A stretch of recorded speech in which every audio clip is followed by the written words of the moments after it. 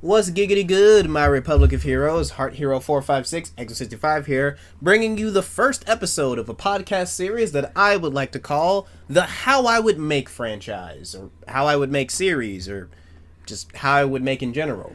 So I know you're probably all wondering exactly what the absolute holy hell this is. Well, this is a podcast where I'll sometimes have random gameplay playing in the background of my live streams or something else, and you guys can basically listen to my sexy voice that makes even Morgan Freeman and that dude from Comics Explained blush, as they understand just how sexy my voice really is. Although Xemnas from Kingdom Hearts 2 still has me beat, because I swear to God, they put like some type of illegal substances on that microphone before he started speaking, because that is an addicting voice that just makes my knees shake. But today, I wanted to make something very clear. This is sort of an introduction to the podcast, and I'm going to be doing a very small topic today, so you could all pretty much get used to what this whole situation is and what's actually going on here. So, let me quickly explain to you how the How I Would Make series, really goes and how it functions. See, I'm a fan of pop culture and just media in general. I love storytelling, and I love all the amazing and fantastic stories that can, have, and will eventually be told one of these days. But the thing about storytelling is that it requires a lot, and I do mean a lot of effort to pull off correctly. And sometimes, some stories just aren't that good, and other times, well, there are other stories that are still good, but can sometimes be better.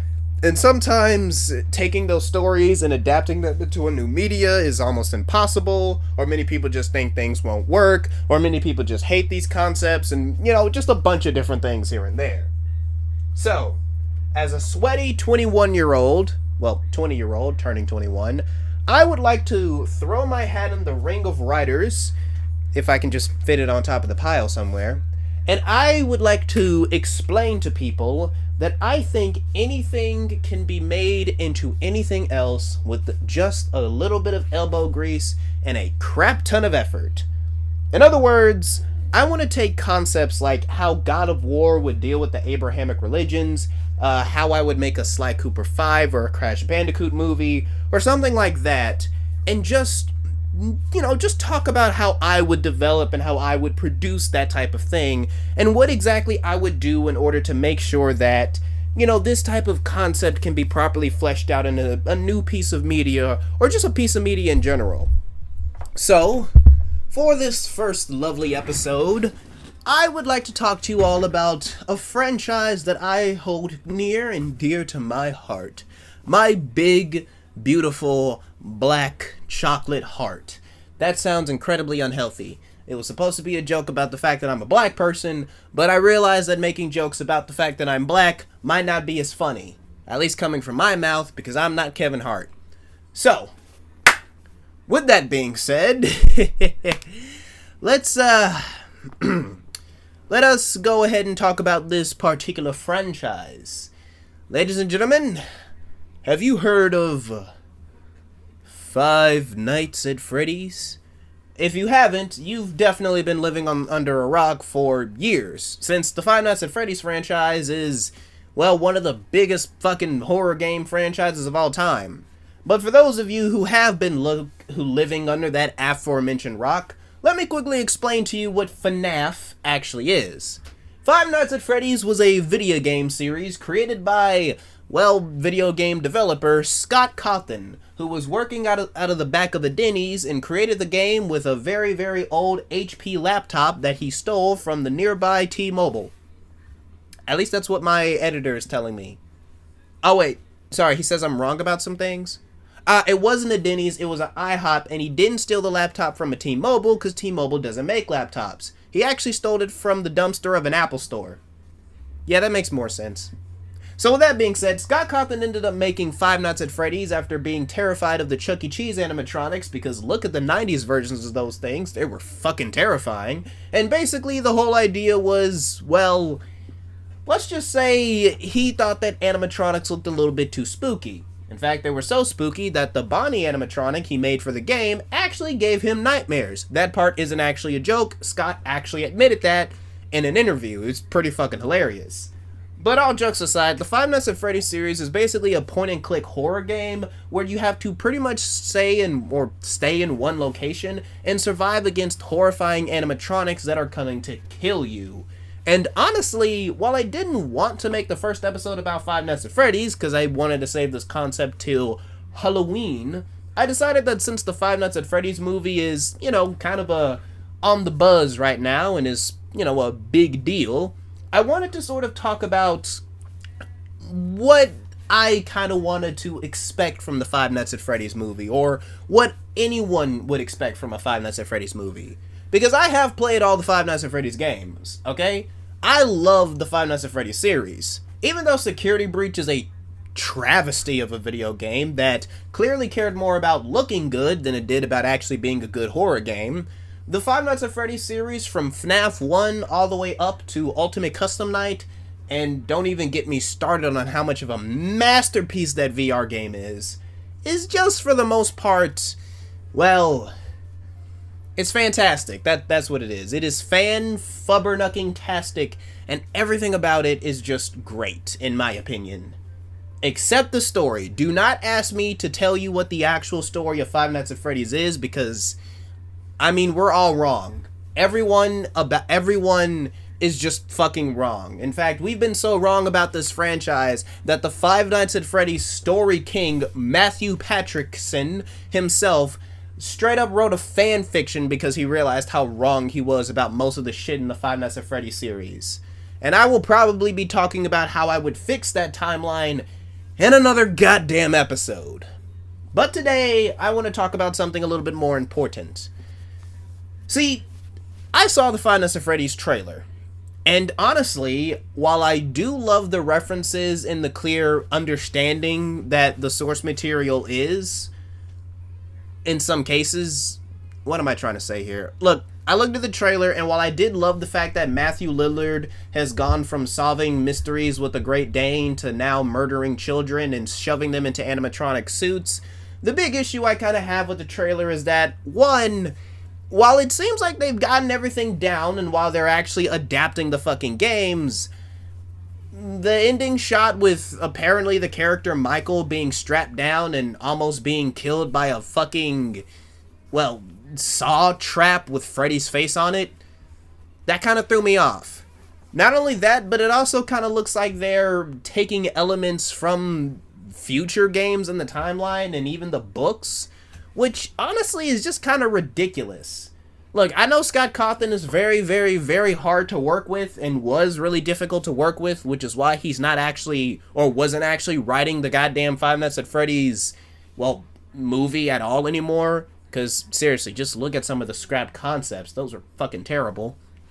But at the end of the day, I do have to say that,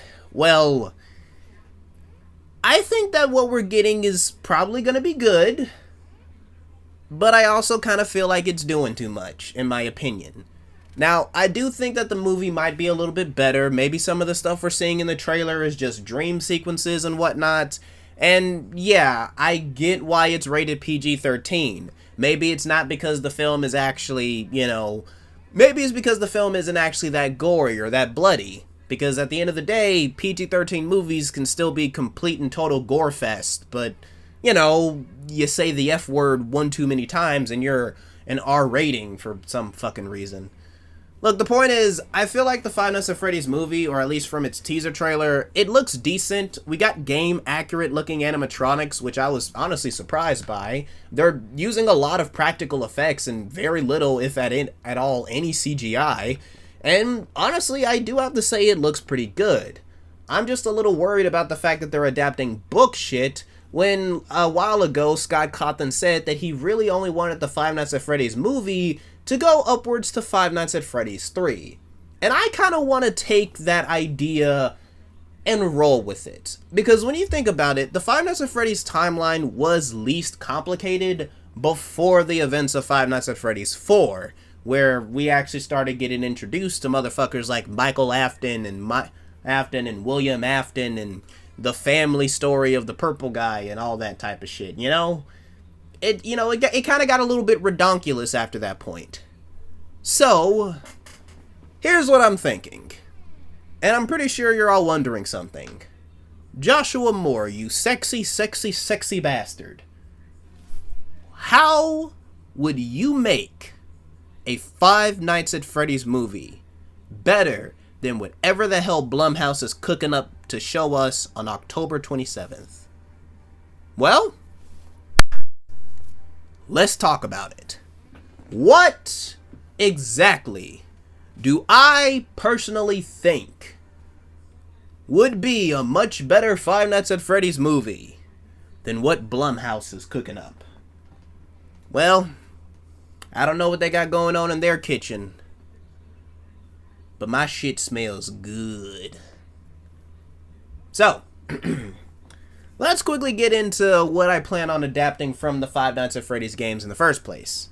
As previously said, I will only really be adapting Five Nights at Freddy's 1 through 3 for my movie series. And the idea is basically going to be this. I am going to be taking the simple concept of children being murdered and stuffed into animatronics and now hunting them to kill motherfuckers, because why the hell wouldn't I? The thing that made Five Nights at Freddy's so terrifying was a sort of sense of the unknown. And the more explanation we got, the more we realized just how much we did not know. So obviously, we didn't really need to know more because, well, it would kind of take away from the fear factor. And that's something I kind of want to keep into the movie itself. The idea is that in order for a horror movie to properly work, you need to actively make sure that the character you have, or the characters in the movie, are, characters that we genuinely care about. Just watching random people get murdered and killed and chopped up into bits doesn't really work when it comes to scaring somebody, because most people don't give a shit about those characters. So I'm going to be taking the character of Mike Schmidt from Five Nights at Freddy's 1 and the random no one really gives a shit about character Fritz Smith from Five Nights at Freddy's 2, and I plan on sort of making them interesting characters for the goddamn movie. So here's my concept and idea here. Here's what I, sort of want to plan on putting down. In an attempt to make this film a lot scarier, I want to tell a character-driven story in the Five Nights at Freddy's universe. Starting off with my first movie, adapting Five Nights at Freddy's 1. Alright, so let's get started with this shit. So the way I plan on adapting it is I'm going to have people start off being introduced to good old-fashioned Michael Schmidt. Mike Schmidt is basically just your standard college student at this point. He's down on his luck, and he's living in the 90s, because that's when FNAF 1 takes place. 1993, actually. And the idea here is going to be pretty simple. Mike is simply trying to find a quick job to, make a good bit of extra cash before he has to go back and, do some good old-fashioned college classes. And so, what Mike ends up doing is, pretty simple.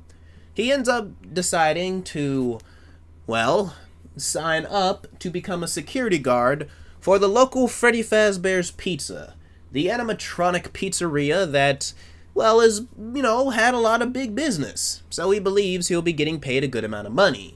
And when he hears that he'll be making $150 at the end of the week, which is the average pay in 1993, he genuinely thinks that, it'll be a pretty damn great experience. So, with that being said, he ends up getting orientated by the local manager and is pretty much told to lock up alongside his partner every single night. Now this confuses Michael because he wasn't told that he'd be having a partner, but it makes sense. It's a pretty big pizzeria. It's not, it's really small. So it really only makes sense that he would show up to, really keep everything, clean. I mean, Freddy Fazbear's Pizza in this universe is a pretty big franchise, so there's probably tons of people trying to break in and steal the cash register. So, on Michael's first night, what ends up happening is he does finally get to meet his partner, a man by the name of Fritz Smith. Now, Fritz ends up basically explaining to Michael that he's got a few business things to explain to him before the two of them can really get started, and that everything he's really saying is just the normal stuff he's supposed to say to new recruits. And he basically, word for word, gives Michael the exact same fucking dialogue that phone guy gives Michael when, shit hits, when the beginning of the game starts. He pretty much explains to Michael that, well, at Freddy Fazbear's Pizza, everything is basically safe and that, honestly, there's no big issue, but the animatronics need to stay away from them. This is because apparently the servers, or the servos in the animatronics, cause them to sort of have a roaming around night mode, until some mysterious bite of 87 occurred, where the animatronics are now forced to be on stage all day.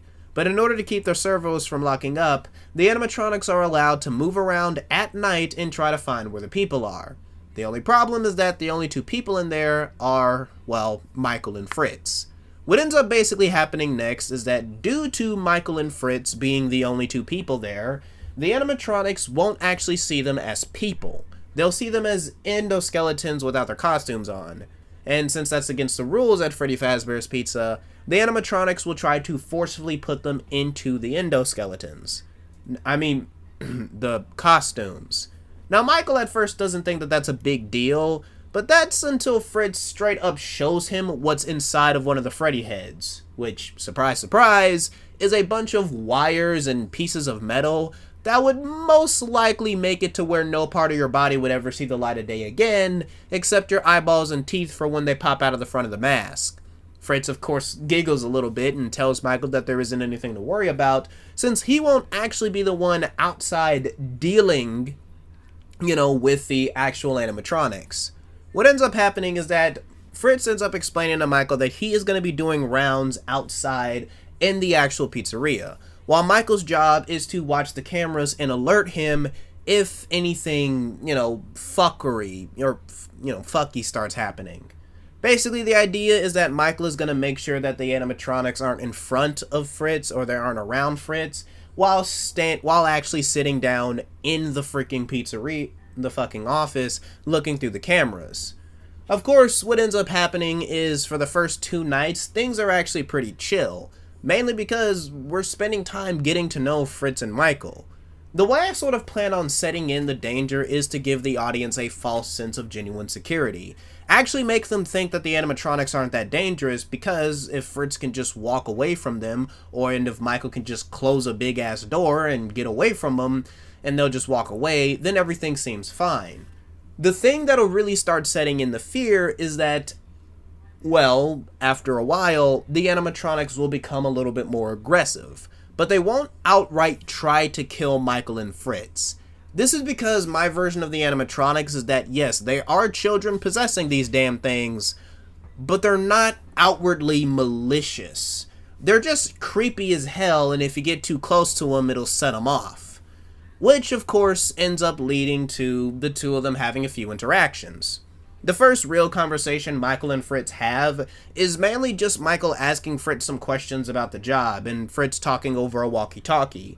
Michael will warn Fritz once or twice about some of the animatronics, and we get a pretty creepy scene of Fritz just waiting for the animatronic to move away while he tries to hide from it. Like, he'll duck under a table so Chica can leave the bathroom and Fritz can do his rounds in there, or Fritz will be inside of a stall and, Bonnie will walk by him. Something creepy like that. And then Fritz will just, walk away and Bonnie will turn around looking at him as Fritz walks out of the bathroom. Something that is a little creepy and a little unnerving, but feels safe because it's like, these are just friendly robots. They're not actually going to hurt you if you don't mess with them. They're like bees, You don't swat at a bee, then the bee will leave you alone. I've even fist bumped a bumblebee at one point. That's not true. It fucking stung me. But the point is, as time goes on, however, the next real conversation we get with these two is that we actually sort of see that Michael kind of sees Fritz as sort of a mentor in this role. And Fritz, noticing that Michael kind of sees him as like a higher up, Fritz kind of sort of, alleviates that by just straight up saying, okay, dude, I know you're asking me a bunch of questions and I know you're new here, but I'm not your boss or anything, okay? We're just two guys who are forced to stay here until 6 a.m. We're just shooting the shit and doing all that, alright? It's not that big of a deal. And we actually start seeing that Fritz is actually kind of playful. Like, at one point, he even kind of pranks Michael by not responding to, when Michael is talking to him, and then Fritz just like stares at the camera all creepily or something, like one of the animatronics, because Michael keeps asking Fritz why the animatronics are just staring into the camera and why that looks so creepy.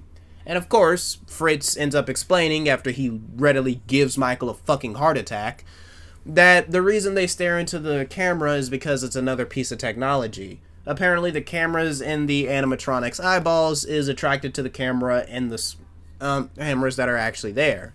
Which is just a very fun way to sort of wave away the type of creepy shit that you would usually see in a horror movie or a horror story like this. Like, obviously, we know why the animatronics are looking at the cameras. They're trying to look or scare the actual shit out of their victims. But when you hear all this, business mumbo jumbo talk like, oh, it's because the technology is just a little fucky, or, oh, it's because the robots act a certain way, or, oh, it's because the endoskeletons are like a small thing, it kind of explains away the horror and makes you feel like this is actually a safe place to be. And that's something that made me love the original Five Nights at Freddy's so much, because that explanation we're given in the first night honestly sounds like a valid explanation.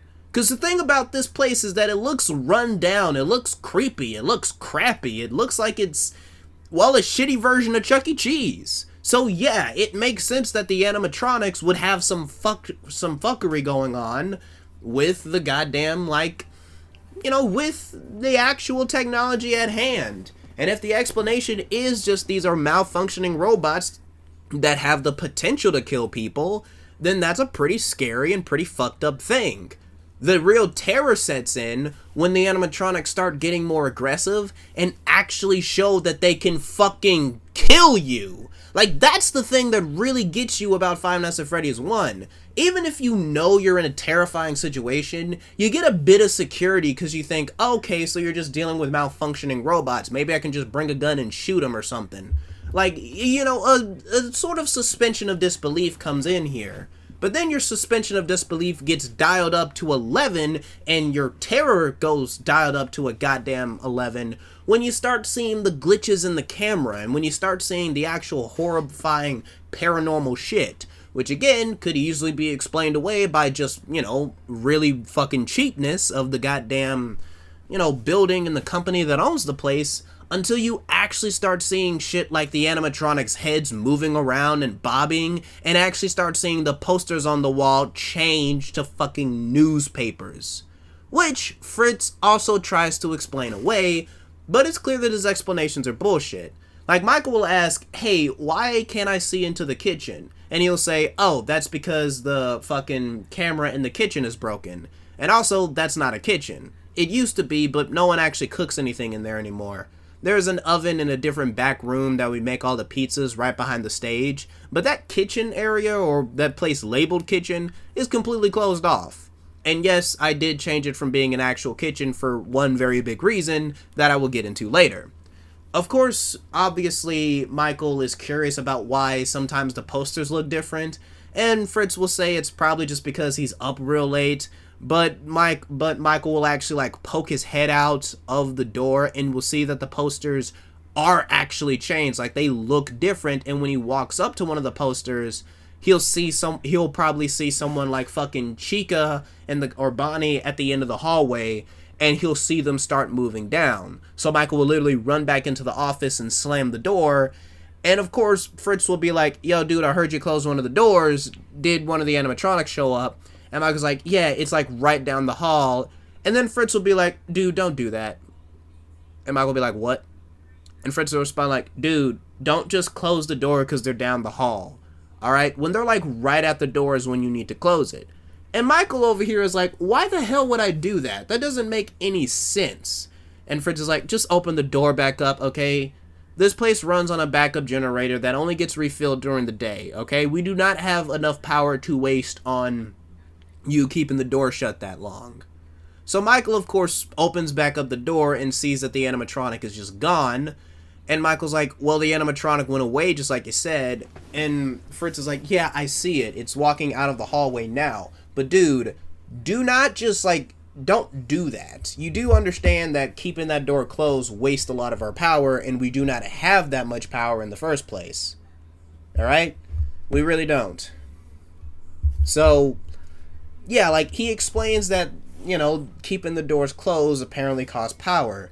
And when Michael asks, why does keeping the door closed cost power, that's when Fritz explains that these are very powerful industrial doors. Keeping them closed costs power because because they need to be held down. Like, he gets into the mechanics of it.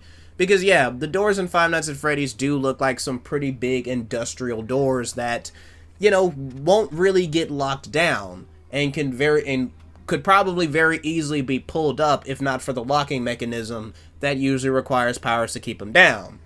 I really can't believe the Five Nights at Freddy's fan base didn't put that shit together, but fuck it. Fuck it, I put it together for you.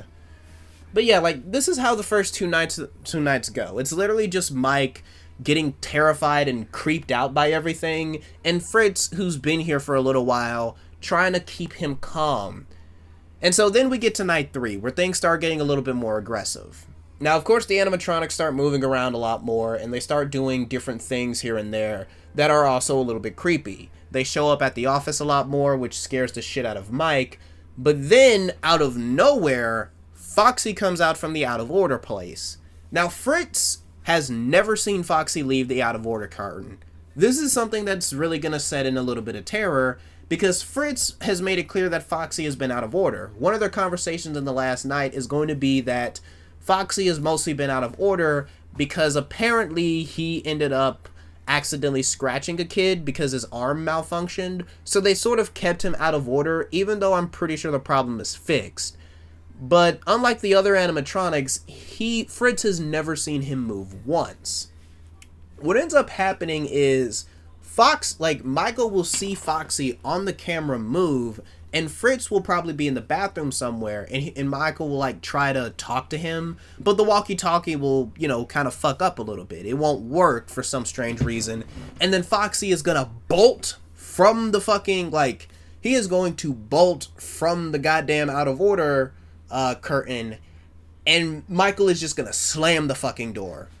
And Foxy is going to bang on the side of it and scratch the side of it, scaring the shit out of Michael. It will actually terrify the fuck out of him. And of course, that's when you'll hear footsteps coming from the other hallway, and so he'll slam the door again. Then he'll, of course, hear Fritz basically yelling, "Dude, open the fucking door! Open the damn door!" or something like that. Michael will open it, and Fritz will get pissed off at him, what the hell is going on? What the fuck, dude? And that's when Fritz will be like, "Foxy, it was the fox. He ran at me, he came at me, he tried to kill me." And of course, Fritz is like, dude, you seriously expect me to, I heard some running out there, okay? And, I know I heard running too, but that couldn't have been Foxy. And Michael's like, look at the damn cameras. Better yet, look at the door. It knocked on the door and probably scratched the shit out of it. So, of course, Fritz walks outside. He ends up outside. He ends up, seeing the side. He ends up, closing the door. Michael closes the door behind Fritz. Fritz looks at the door and is like, okay, yeah, it's a little scratched up, but, it's fine. But that's, of course, when Fritz looks to his side and sees Bonnie. Bonnie is just standing down there at the side of the fucking hallway and is walking. And of course, Fritz is like, "Michael, open the door, dude. You gotta let me in." And Michael is trying to, but the button is jammed. And of course, Fritz is like, "Dude, open the fucking door. This isn't funny. I know I scared you the first 2 nights, but this thing, could actually hurt me. Let me the fuck in." And of course, Michael's like, "I'm trying, dude. I am trying. You need to, Of course, Fritz is pissed off, he's genuinely pissed. He's banging on the door, and Bonnie's getting closer and closer and closer to him, and then Bonnie stops right in front of Fritz. Fritz is actually terrified because he doesn't know what the fuck's gonna happen. He hasn't gotten close to the goddamn, he hasn't gotten close to, been this close to the animatronics before, but he's scared. The thing here is that Bonnie is close to him, but he's not, right up on him or anything. He's not, just standing over him or anything. He's, just a few feet away, and then eventually Michael punches the door button, Fritz jumps in, and slams the door behind it. Closes the door behind them. And right at that moment, Chica, they haven't been paying attention to the other hallway, and they hear footsteps from the other side. And of course, Michael is like, and Fritz runs over, like he literally just like speed walks over to it, presses the light button. I haven't mentioned the light button yet, but this door also does have, you know what? No, it doesn't. He just flashes his flashlight out to see what's there. He sees Chica's fucking big ass face in the window, closes that door too. So of course, Fritz ends up explaining to Michael that they just need to wait like 5 or 6 minutes and the two of them will be gone. And so what ends up happening is the two of them just sit down and talk for a little bit. And Fritz is like, okay, I've never seen Foxy leave the curtain. And I didn't see that happen because, well, I was in the bathrooms when that happened. I was checking out everything in there. And I'm sorry I wasn't around to talk to you when that happened. That was clearly scary to you. Like, Fritz is actually trying to calm Michael down. He's being very understanding here and is genuinely trying to make sure that Michael is okay. Michael's like, yeah, that just scared the shit out of me, though. Like, I'm fine, but that scared the shit out of me. And, of course, like, they don't really know how dangerous these animatronics are. It's very clear neither of them know the type of danger that they're actually in because they've never really seen this type of danger before. But, of course, when it comes down to it, Michael and Fritz do, calm each other down. They start cracking jokes. They start shooting the shit. They start doing all that type of thing. Like, they're just hanging out with each other. But then Michael looks at the camera and he sees that the battery is at 25% and they're only at 3 a.m. So Fritz is like, shit, we need to open these doors back up. He flashes his flashlight out at the windows and they open the doors back up. Surprisingly, the rest of the night isn't actually that eventful. While yes, the animatronics show up once again a few times, they're actually able to close the doors. But for some reason, the animatronics are walking in a way to where they're getting closer and closer to Fritz. And he actually does have a few close calls with them with the rest of the night. Like, they're actually, they're kind of just, they just have a few, like, he just has a few moments where he gets one, like, a little bit too close to them. And so he has to, like, duck under a table or something. And they just stare at him. Menacingly. There's something like that. So what ends up happening next is, after that, we get to night 4. And if you couldn't tell, Fritz has kind of sort of been this, movie's phone guy, for the most part. And if you know anything about Five Nights at Freddy's, you know what the fuck happens to phone guy. So what ends up happening is, when Michael shows up, he can't really see Fritz anywhere. But instead, he ends up actually, eventually seeing that the door, the kitchen door that was originally closed off, like the idea is that the kitchen door was closed off, neither of them could get in there, it was like locked or something, is now open. Turns out Fritz opened it. He found a way to get the door open, and he basically is like, Michael, you need to get in here, like, real fast. And of course, like, he screams Michael, and Michael runs in there, and he's like, yo, Fritz, where are you? And then he just sort of jumps out and jump scares Michael and throws, like, a yellow Freddy costume at him. And of course, Michael's like, dude, what the fuck? Why would you do that? After last night, why the fuck would you do that? And Fritz is like, I know, right? But I'm sorry. I had to. Look at this thing. This is Golden Freddy. This thing is just Golden Freddy. And Fritz straight up says, dude, look at this thing. It's like a Golden Freddy. This must have been where they were hiding, like, the excess costumes and shit.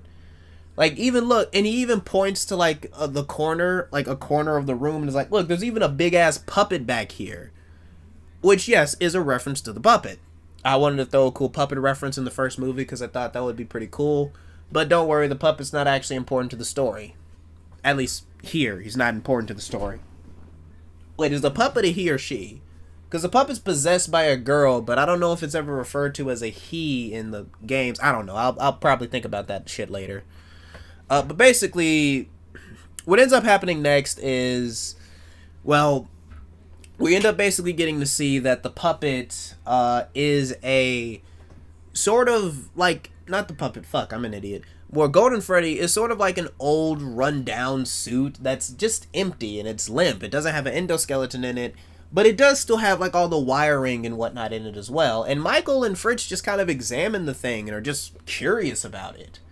But of course, their shift ends up beginning and they realize it's 1 a.m. Fritz needs to start doing his rounds and Michael needs to get to the goddamn office. But what ends up happening is that the two of them can't actually get to the office because Chica and Bonnie are actually standing in the hallway. They're right down next to the office. And they end up walking into the office. Both of the animatronics end up walking into the office. And Fritz is kind of turned down by it. Because Fritz said that they only walked into the office Fritz said they've never walked into the office before. He doesn't know what the hell, is going on. But they've never walked into the office before. They've never done that. Even if he left the door open by accident, they usually just stood at the door until he closed it. Again, showing that these two really don't know what these things are capable of. And of course, Michael is like, really? You didn't tell me that earlier when I almost got jump scared last game? And of course, Fritz is like, well, yeah, but it's our job to close the door. So I just, we needed to keep them closed or something. These two are kind of like Mordecai and Rigby at this point. And so what ends up happening is basically Michael ends up eventually just sort of waiting at the end of the hall for the animatronics to go there, while Fritz looks and notices that Freddy is gone. And he has no clue where the hell Freddy is, so he flashes his flashlight around the place and notices Freddy's head in the doorway, in the bathroom doorway. And Freddy is just standing there, just looking, not at them, but just looking at the camera. And it's just staring there. Menacingly. Okay, so mine is my really shitty joke. What ends up happening next is Michael and Fritz end up hearing a lot of fucking noises coming from the office. They hear some kind of tearing and scratching. They even hear what appears to be some kind of screaming, and it terrifies the shit out of both of them. They are both scared shitless, okay? Farts are just air, my niggas. Again, I'm not Kevin Hart, so I don't think I could pull that joke off. But anyway, they are terrified of it, and eventually they just duck back into the kitchen. They duck back into the kitchen and are just, they're just fucking, waiting. The two of them have no fucking clue what the hell is going on. All they know is that they hear Chica and Bunny, walking out from the fucking, they're walking out of the hallways, and then the two of them just go back on stage. Freddy is still gone, and, well, Michael and Fritz have no fucking clue what that was. So the two of them end up walking back to the office together, because they're both kind of just scared to be alone right now. And they end up, of course, seeing that the office is slightly torn up. There are scratches around the doors. There's the chair that Michael usually sits in has a bunch of tears and dents in it. And behind the chair, the wall is just scratched to all holy hell. They have no fucking clue what the hell is going on, but they both know that these animatronics are dangerous, and Fritz is basically fuck that noise. I'm not gonna be dealing with this shit. No, we are not doing with this shit at all. And Michael's like, okay, yeah, we should probably unlock the doors and go home. But then Fritz is like, you know what? No. We can't just go home after this. We need actual evidence that we didn't do this shit, because the company could either blame this shit on us. So Michael is like, but the security cameras could have caught it. And Fritz reminds Michael that there isn't a camera in the room. They need to catch these. They need to make sure that there's security footage of the animatronics actually doing some type of damage or doing something fucking stupid. So Fritz's brilliant plan is to provoke the animatronics, is to get them to cause some kind of damage. And Michael instantly calls him stupid for that shit, because if they can tear up this chair, they can tear his ass up too. So the two of them just decide that they're going to spend the night in this office. They're going to spend the night in this room, and that's just what they're going to do. Michael is perfect, perfectly fine doing that. Fritz is perfectly fine doing that. And that's what the two of them end up doing. It's basically like a night of Five Nights at Freddy's. But the thing is that the two of them get a little bit too comfortable here. In fact, they get so damn comfortable that they don't notice when Foxy starts running down the damn hallway the same way Michael had to experience it. And the two of them just barely manage to close the door before Foxy gets there. And Foxy is like ferociously beating. This isn't like the third night where he just banged on the door once or twice. He is ferociously beating on the door trying to get in. He beats on the door so badly that it gets stuck. Like it actively gets stuck. And they cannot open the door again. And so the power starts to drain faster and faster. And Fritz and Michael just start panicking. They're beating on the fucking button. They're trying to like push against the door so that it'll open. But by the time they're able to unjam the door and get the button to work, the power goes out. It just goes out. The entire building is dark. And the two of them realize that they need to get the shit out of there as soon as possible. So what ends up happening next is they hear someone coming down the hallway that, you know, that Foxy came down. And the two of them end up basically, like, believing that since the animatronics are out in the main area, there's no real way for them to just sneak by them. All right, the last thing they saw on the cameras was like Bonnie and Chica in the hallways. Foxy might have gone back to his curtain, but like they're there. And so the two of them just say, fuck it, we're gonna hide under the desk, under the front desk. They move like some of the CCTVs out of the way and like some of the old like desk and whatnot, just move it. Even though it's loud as shit, they don't care. And they just like curl under the desk and hide. And what they end up seeing is they end up seeing Freddy. They end up seeing his light. The light from his face starts blinking. And the little jingle, you know, dun dun dun dun dun dun dun dun dun dun. Don't pee on the floor, use the Commodore. That that fucking jingle starts going off. And they watch as Freddy steps forward and just, again, stares menacingly. Alright, if you didn't laugh at the third time that I did that joke, then I'm just gonna stop doing it. But like, he stares down at it and they just see Freddy open his mouth and make a horrible, gut-wrenching sound. A terrifying fucking sound. That sounds like someone desperately trying to breathe, but failing. Basically, it's one of the sound effects from the game. And what ends up happening is, before anything else can happen, the alarm that usually lets Michael and Fritz know that it's 6 a.m. goes off. And Freddy walks out of the office. He just leaves. Eventually the main power comes on and the two of them crawl away from under the desk. And Fritz is like, this is bullshit. This job is bullshit. Fuck this shit. Okay? Like, we are done. Like, we got, like, management comes in on the weekend and I'm going to tell them about all of this shit. Like, if you don't come in tomorrow, I'd fully understand it, but I need, like, I got a camera.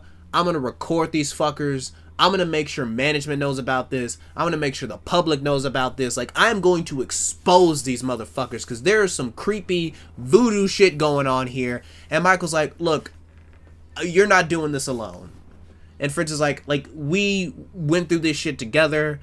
We're going to expose these motherfuckers too. Because I need more than $150 for this terrifying shit that just happened. So what ends up happening is Michael and Fritz spend like the next few hours talking to it. Well, not next few hours, like movie time. But they spend the next few minutes of the movie talking to each other. And the two of them sort of come up with a plan. They're like we can't just steal the security footage from here. Because if we do, we could very easily like get arrested for that. We need our own footage, and we need to make sure that the people here don't like. We need to make sure that Fazbear Entertainment either knows about this shit or the police at least know about this shit. They realize that if they go to the police or call somebody, no one's gonna fucking believe them. And since this is like the early 90s, cell phones aren't that big of a thing here. Like, fucking flip phones and cell phones didn't become, like, a mainstream or a big ticket thing until, like, the late 90s, early 2000s. This is 1993. These two guys making a minimum wage budget aren't gonna have a fucking flip phone. If anything, there's probably a landline in the goddamn restaurant that doesn't even work at night because everyone's gotta save money and this company is cheap as hell. Alright? So yeah, that's basically what this shit is here. So what ends up happening next is Michael and Fritz, they sort of just, like, they make it clear that they want to and need to get their shit together. Like, they need to make sure that they can really show the world that this is fucked up. And Fritz, as I thought I kind of hinted at this point, but I'm just going to directly tell you, he shows up an hour earlier than Michael. Like, he shows up earlier than Michael does, you know, at the restaurant. It's why he was there before Michael, you know, every other night. And again, I don't think I sort of implied that was the case, but, you know, like, if he's worked there before, or if he's, like, been there for a while, like, it makes sense that he would, you know, have more hours than Michael. So what ends up happening next is Michael and Fritz, well, more specifically, Michael shows up the next night, the dreaded 5th night at Freddy's, and, well, he's ready. He's ready and willing to kick some ass, I'll tell you that. He brought a camera with him, even though Fritz said he'd bring his own. Like, he's got his shit together, and he's like, we're about to expose these motherfuckers. He walks into the restaurant, and he doesn't see anything out of the ordinary. He doesn't. He's just there. Like, everything seems fine. The animatronics are on stage. Like, he doesn't see Fritz anywhere. But then he ends up walking all the way into the back office, and he sees something strange. Like, he sees something really strange. See, what he ends up seeing is, he sees that there is a tape. Like, he sees a tape on the fucking, like, on the desk. And it simply is just a random thing that he never saw there before. And what Michael ends up seeing is he ends up putting the tape in one of the CCTVs that's, you know, on the fucking, that's like there. He plays it, and he sees Fritz. This tape is from Fritz's camera. And of course, on this tape, we basically get to see as the animatronics corner Fritz. Like, they corner him as he's recording them. Like, he's trying to record them. They walk up to him, and Fritz ends up, like, trying to get to the back of the office. Foxy runs up behind Fritz, stabs him with this fucking hook. Stabs Fritz with the hook. And Fritz is in pain. He's writhing. And basically, we end up watching as the animatronics do exactly what Fritz said they were going to do. But they don't use the golden Freddy suit. Instead, they end up using a yellow Bonnie suit. And we pretty much watch as the animatronics shove each of Fritz's limbs inside of the animatronic suit, ending with his head getting crushed by the suit. And as I said before, his eyeballs and teeth pop out of the front of the mask. And as Michael watches this, it's 12 a.m. And Michael tries to leave. He tries to get the fuck out of there. But when he gets into the hallway, he sees Chica. And her head is twitching. Her head is spasming the fuck out. And then Michael runs to the other hallway and he sees Bonnie. Bonnie's head is sideways, and he hears the same breathing noise he heard from Freddy the other night, now coming from Bonnie. And yeah, this is basically like night 5 of Five Nights at Freddy's. Difficult as shit. The entire final night is Michael trying to survive and trying to make sure that he doesn't die to these motherfucking horrifying animatronic Chuck E. Cheese knockoffs. And what ends up happening is that when 6 a.m. hits, Michael, for the most part, he's done. Like, the animatronics, they apparently reset and go back, and he is just done. He does not want to deal with this shit anymore. And once he realizes that the animatronics aren't going to attack him, he tries to get the fuck out of there. He runs. He runs his goddamn ass as fast as he can. You can't catch him because he's the motherfucking gingerbread man. But he remembers Fritz. He's terrified for his friend's life. And he thinks that if the animatronics were to take him anywhere, it would either be in that kitchen or it would be in the back room with all the other animatronic parts. So he tries to get into the back room with the animatronic parts. He tries to open it up. He tries bashing the door in with his shoulder. Nothing works. But the thing that finally gets him to leave is he sees Bonnie, Chica, and Freddy staring at him from the stage. All three of him staring his ass down. And he sees Foxy's hook peering out of the Pirate's Cove curtain with dried blood on it. Michael is at first frozen with fear, but the second he sees Foxy get into a running stance, he bolts out of the front door.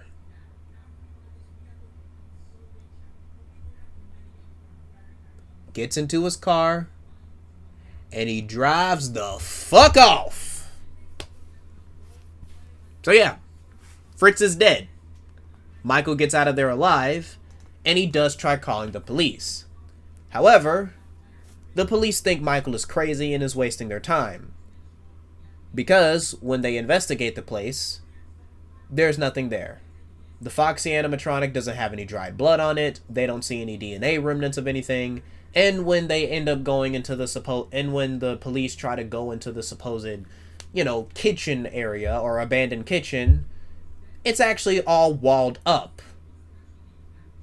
It's now a completely hidden room that's just completely walled up with cement and bricks.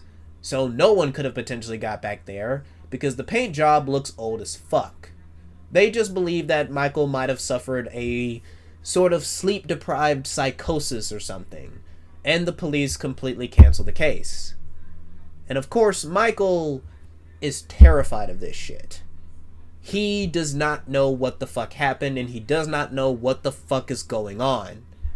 He doesn't know what the hell was happening, and one of the managers at Fazbear that was supposed to visit on the weekend ends up walking with Michael and ends up basically saying, look, maybe the late night shift for you isn't a great idea. Other people can work it. Maybe we can move you to the day shift. You can work there, you'll be around other guards, you'll be around other people, and you'll see that the animatronics are actually really friendly.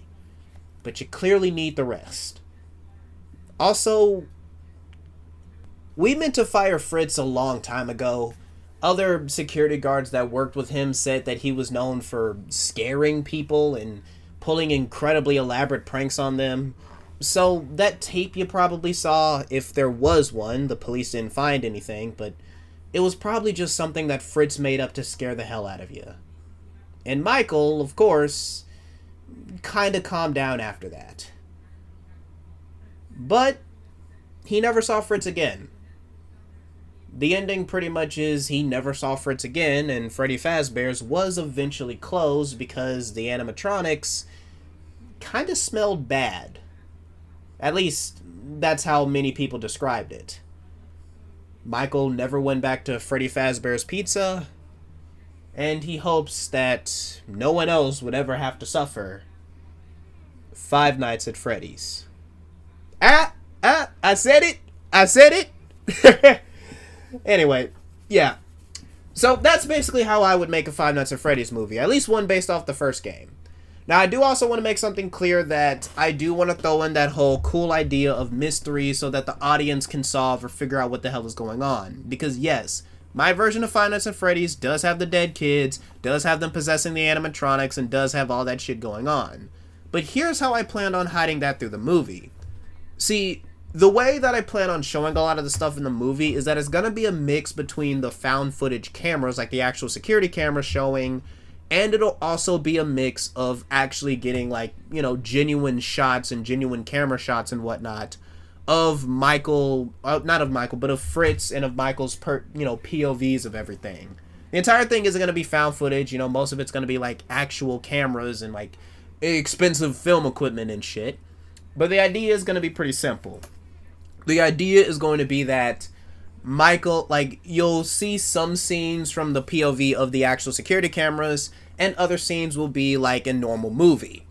The thing is that when you get the POV of the actual security cameras, sometimes the cameras will glitch out and look weird, and certain things about it will actually change. Like, the posters on the wall will change to different things. Sometimes the animatronics will glitch out and have those, like, weird, fucked up facial movements and everything before anything happens. Like, before they actually, you know, start showing Michael their true colors and shit. And again, there will be clues and details and, like, the newspaper clippings that showed up in FNAF 1, they'll show up here as well. And the idea is that what they do is that they end up showing up in a way so that if the audience, like, when they get the film on digital or shit like that, they can use it to, you know, solve the mystery of the movie.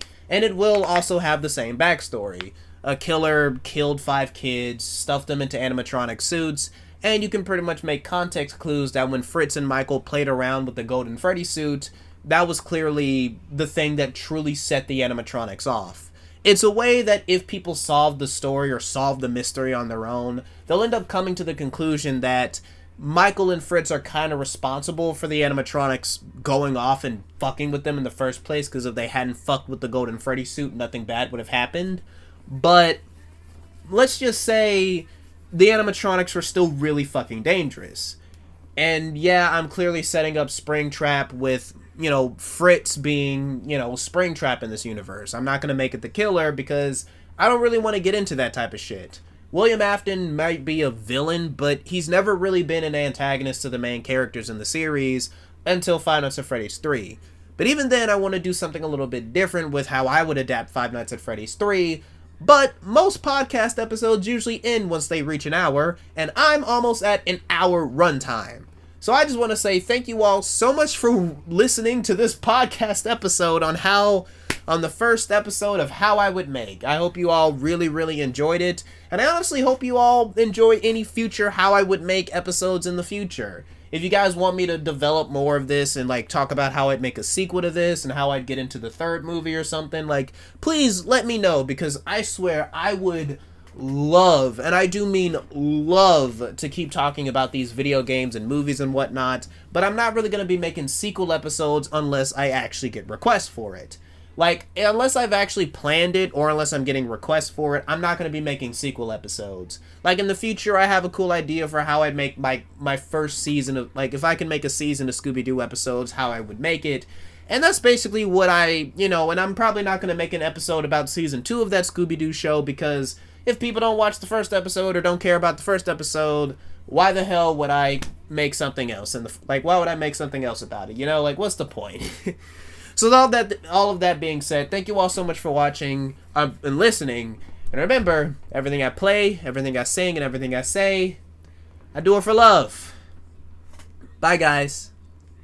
We can't wait to meet you. So come and join the animatronic family. I don't know what... Oh, I'm still recording.